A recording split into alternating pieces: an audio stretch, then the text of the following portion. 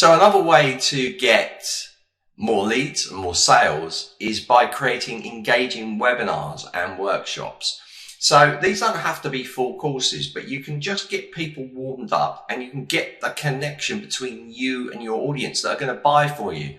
I suggest that you either put this at a very small price or you even do it for free, especially if you're starting off. Do it for free. Let your audience start to get to know you.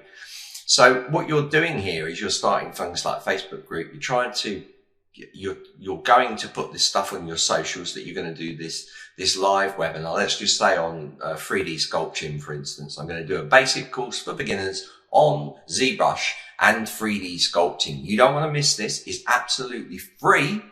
And I'm going to show you some basic tips to get you started with digital sculpting. See, that's something that I would just roll out and say to my audience, and they'd be like, great, I'll hook onto that. It's free. And they'll get to know me. They'll get to know my teaching style, and I can obviously sell them at the end. Like, I'm going to be launching this big course. If you're interested, you're already in. I've already got your email. So I can now send a newsletter out there. Don't worry, you can unsubscribe if you want to. I'm not forcing you or anything.